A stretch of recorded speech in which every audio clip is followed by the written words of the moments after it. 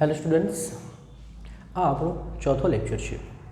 આજના લેક્ચરમાં આપણે અર્થસૂચક અંકો એટલે કે સાર્થક અંકો વિશે ચર્ચા કરીશું.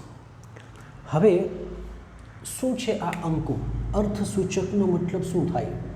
અંકનો મતલબ શું થાય? આપણે કોઈ પણ પ્રાયોગિક મૂલ્ય, આપણે કોઈ ગણતરી કરીએ અથવા તો કોઈ પ્રાયોગિક મૂલ્ય માપીએ, દાખલા તરીકે કોઈનું વજન માપીએ, સમજો કે એ વજન આવે છે 21.5 ગ્રામ. તો આ 21.5 ગ્રામમાં આ જે 21 સંખ્યા છે એ તો ફિક્સ છે, એ તો નિશ્ચિત સંખ્યા છે. તો એ નિશ્ચિત સંખ્યાને ચોક્કસ અંક કહેવામાં આવે. પરંતુ જે 0.5 છે, આ 0.5 એ અનિશ્ચિતતા બતાવે છે. આ શું બતાવે છે? અનિશ્ચિતતા. એટલે એને અનિશ્ચિત અંક કહેવામાં આવે. કારણ કે 0.5નું મૂલ્ય બની શકે 0.4 બી હોઈ શકે, બની શકે 0.6 બી હોઈ શકે. કહેવાનો મતલબ કે આ અંકમાં પ્લસ ઓર માઇનસ 0.1 ની અનિશ્ચિતતા રહેલી છે. તો અંકોમાં એટલે કે માપેલા મૂલ્યમાં ચોક્કસ અંક પણ હોય છે અને અનિશ્ચિત અંક પણ હોય છે. તો આ અનિશ્ચિતતા નક્કી કરવા માટે વપરાતા અંકોને કહેવામાં આવે છે સાર્થક અંકો. તો સિમ્પલ છે. સાર્થક અંકો શું છે? કે પ્રાયોગિક કે ગણતરી કરેલા મૂલ્યોમાં રહેલી અનિશ્ચિતતાને અર્થસૂચક એટલે જ સાર્થક અંકો દ્વારા નક્કી કરવામાં આવે છે.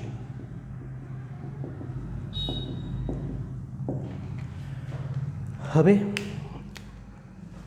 આ સાર્થક અંકો એટલે કે અર્થસૂચક અંકો નક્કી કરવા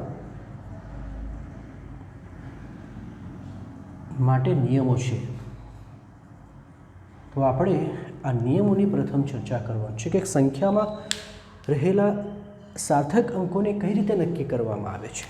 ચાલો, પ્રથમ નિયમ છે બધા જ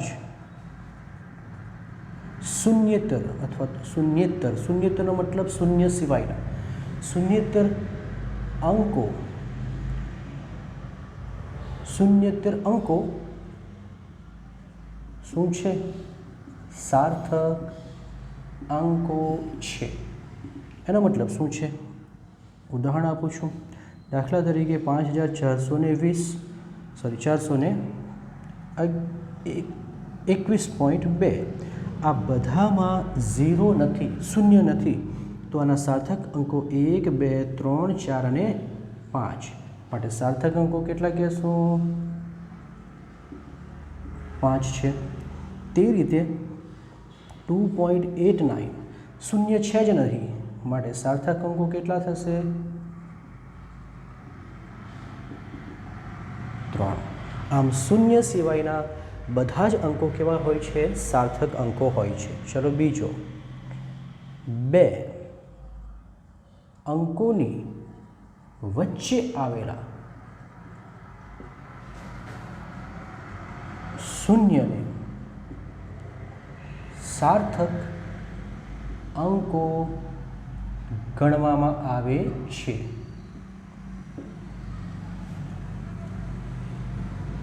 એટલે શું કહે છે કે જો શૂન્ય 2 અંકોની વચ્ચે આવેલો હોય, ઉદાહરણ તરીકે 2003.5, તો અહીં 2 શૂન્ય આવ્યા, પરંતુ શૂન્યની આગળ પછાડી તો અંકો છે, મતલબ અંકોની વચ્ચે આવેલો છે. તો આ બંને શૂન્યને સાર્થક અંકો તરીકે ગણતરીમાં લેવાના. માટે સાર્થક અંક કેટલા થશે? બોલો, સાર્થક અંક કેટલા થવાના? 1, 2, 3, 4 અને 5. બરાબર. તે જ રીતે 8, 9, 6.08 તો બોલો આ શૂન્યની ગણતરીમાં લેવાનો કે નહીં લેવાનો, કારણ કે બે અંકોની વચ્ચે આવે છે માટે 1 2 3 4 5 એટલે સાર્થક અંક બરાબર કેટલા થયા 5। ચલો પ્રથમ શું હતું કે શૂન્ય સિવાયના બધા અંકો કેવા હોય છે સાર્થક અંકો। બીજો કયો હતો કે બે અંકોની વચ્ચે આવેલા શૂન્યને સાર્થક અંક તરીકે લેવામાં આવે છે। ત્રીજો કે સંખ્યાની ડાબી બાજુ અંકની સંખ્યામાં અંકની ડાબી બાજુ આવેલા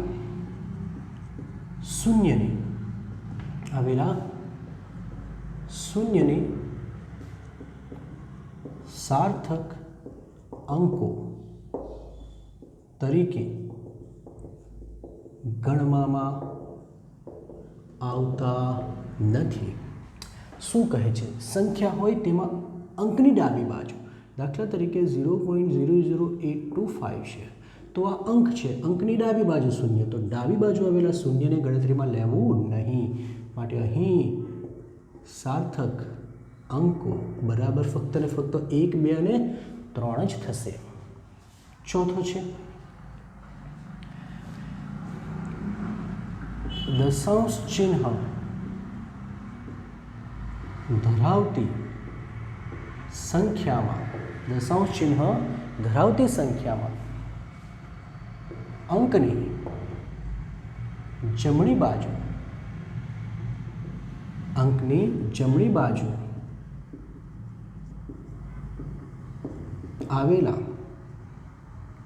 શૂન્યને સાર્થક અંક તરીકે લેવામાં આવે છે। શું કહે છે સંખ્યા કેવી હોય છે દશાંશ ચિહ્નોવાળી અને અંકની કઈ તરફ હોય જમણી તરફ, તો 0.8.300 બરાબર। તો અહીં અંકની પછી આવે ચિહ્ન દશાંશ ચિહ્નવાળો છે માટે આને ગણતરીમાં લેવાનો, માટે સાર્થક અંક કેટલા થવાના સાર્થક અંક બરાબર 4, પરંતુ 0.0075008 ઓકે બોલો આમાં કયા શૂન્યને ધ્યાનમાં લેવું જોઈએ? આ જે છે એ તો ડાબી બાજુ આવ્યા અને ડાબી બાજુને ગણતરીમાં લેવા નહીં એમ કીધું, પરંતુ સંખ્યા દશાંશ ચિહ્નવાળી હોય અને અંકની જમણી બાજુ આવે તો તેની ગણતરીમાં લેવું, માટે આના સાર્થક અંકો કેટલા થશે 1 2 3 4, એનો મતલબ કે સાર્થક અંકો બરાબર 4। પાંચમો સંખ્યા દશાંશ ચિહ્ન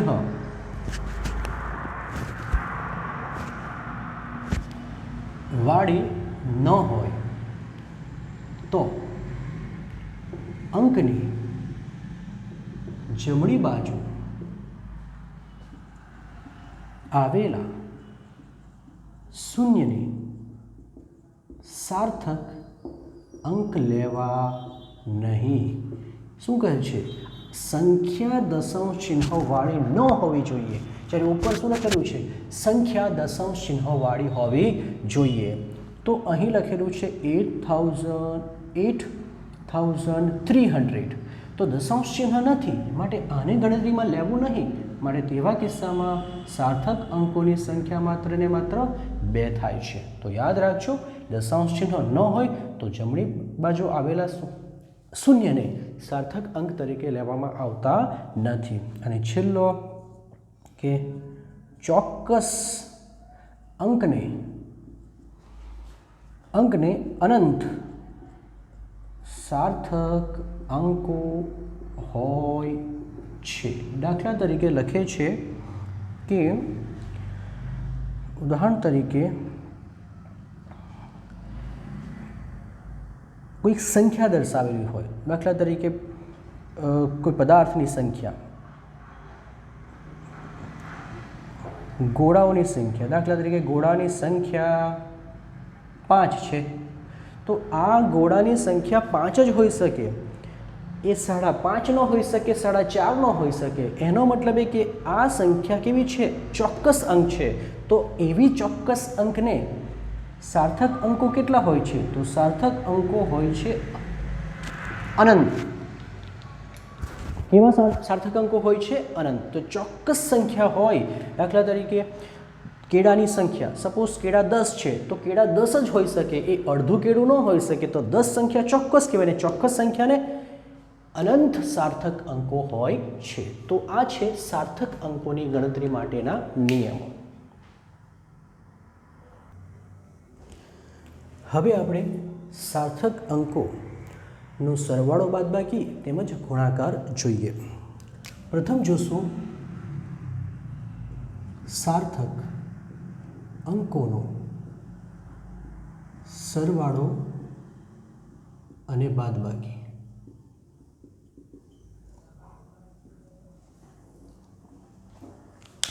ધારો કે આપણી પાસે 3 સંખ્યા છે. x બરાબર 12.11 લઈ લે, y બરાબર 18.0 લઈ લે અને z બરાબર 1.012 લઈ લઈએ. આ 3 સંખ્યાનો આપણે શું કરવો છે? સરવાળો કરવો છે. બરાબર, સરવાળો કરીએ પ્રથમ. ચલો, આમાં સાર્થક અંકો કેટલા છે? બોલો જો, સાર્થક અંકો કેટલા છે? તો બધા જ શૂન્ય સિવાયના છે, માટે સાર્થક અંકોની સંખ્યા કેટલી થશે? 4. આમાં સાર્થક અંકો કેટલા છે? તો 3. અને આમાં સાર્થક અંકો કેટલા છે? 4. આમાં દશાંશ ચિહ્ન પછી કેટલી સંખ્યા છે? 2. આમાં દશાંશ ચિહ્ન પછી કેટલી સંખ્યા છે? 1. આમાં દશાંશ ચિહ્ન પછી કેટલી સંખ્યા છે? 3. તો આમાં દશાંશ ચિહ્ન પછી 3 સંખ્યા છે, આમાં 1 અને આમાં 2. હવે સરવાળો કરી દઈએ આપણે. ચલો, x વત્તા y વત્તા z દરેકે લખીશું, એટલે આપણે 12.11 પછી 18.0 પછી 1.012 આ બંનેનો સરવાળો કરીએ તો 31.122 આવે. હવે સવાલ એ છે કે આ સરવાળો તો કરી દીધો, પણ જવાબ ક્યાં સુધી લખવો? કારણ કે સાર્થક અંકો માટે સરવાળા માટે અને બાદબાકી માટે નિયમ હોય છે. નિયમ એમ કહે છે કે સરવાળા અને અથવા બાદબાકીમાં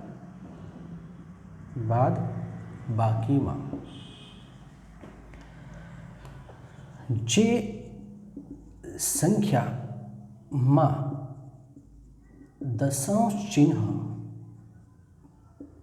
પછી ઓછામાં ઓછા અંક આવતો હોય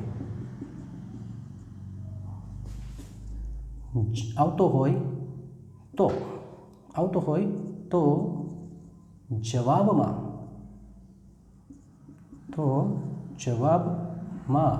પણ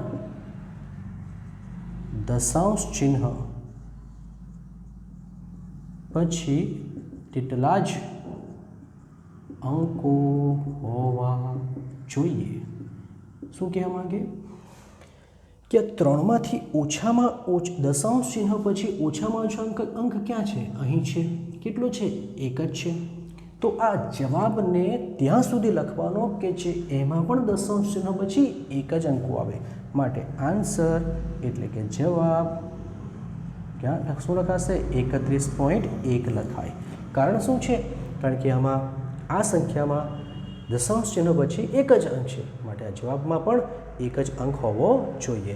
આ જ રીતે બાદબાકીમાં પણ આવે છે કે દશાંશ ચિહ્ન પછી ઓછામાં ઓછા અંક હોવા જોઈએ. હવે ગુણાકાર જોઈ લઈશું. અહીં લખી દઈશું ગુણાકાર.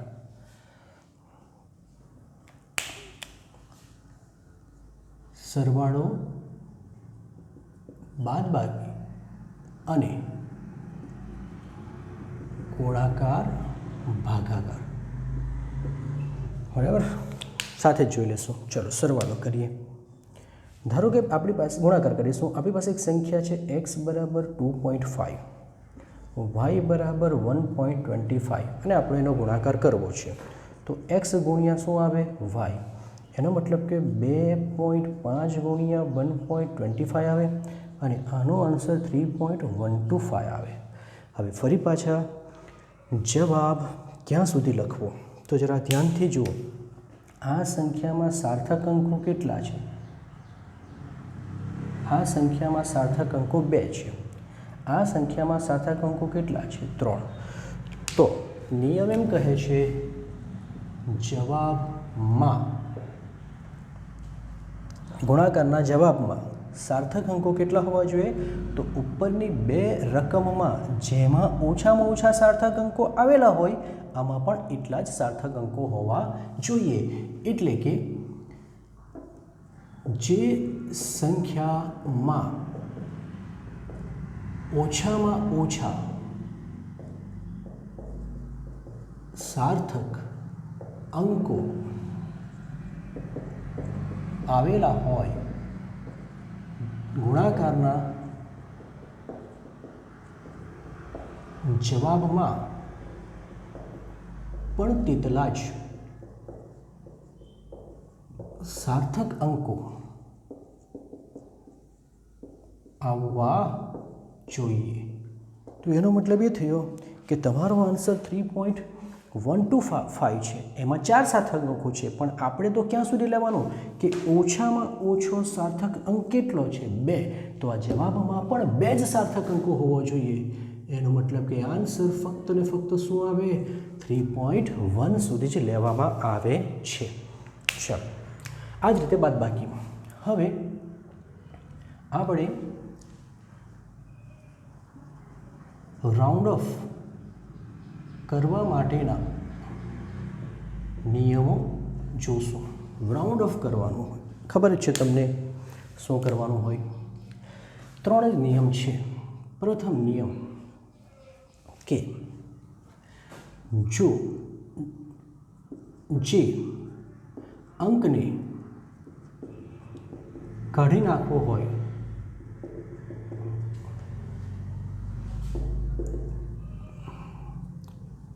બરાબર તે 5 કરતાં મોટો હોય તો આગળના અંકમાં 1 ઉમેરવું. મતલબ શું કહે છે? દાખલા તરીકે 8.967 છે. આ કિંમતમાં મારે આને કેટલા 3 અંક સુધી મારે રાઉન્ડ ઓફ કરવું છે. એનો મતલબ કે મારે આ અંકને શું કરવો છે? કાઢી નાખવો છે. મારે 3 જ અંક સુધી રાઉન્ડ ઓફ કરવું છે. 3 જ અંક રાખવા છે. આ અંક કાઢી નાખવો છે. હવે 7 એટલે કે આ કાઢી નાખનાર આ કયો અંક કહેવાય? કાઢી નાખવાનો અથવા રિમૂવ કરવાના અંક કહેવાય. કાઢી નાખવાનો અંક છે. અને આ અંક જો કોના કરતાં મોટો હોય? 5 કરતાં મોટો હોય. 7 એ 5 કરતાં મોટો કહેવાય. તો આગળની સંખ્યામાં 1 ઉમેરવાનું. એટલે આપણે ક્યાં સુધી રાઉન્ડ ઓફ કરીએ? આ તમારો રાઉન્ડ ઓફ કર્યા બાદનો આન્સર. ક્લિયર? કે જે અંકને કાઢી નાખવાનો છે એ 5 કરતાં મોટો હોય તો આગળ 1 ઉમેરી દેવાનો. ચાલો બીજો નિયમ. જે અંકને કાઢી નાખવાનો હોય તે 5 કરતાં નાનો હોય તો આગળના અંકમાં ઉમેરવું નહીં. મતલબ શું કહે છે? આ જ કિંમત ફરી પાછા લઈએ. 8.964 આ વખતે મારે કાઢી નાખવાનો વાળો અંક કયો છે? 4 છે.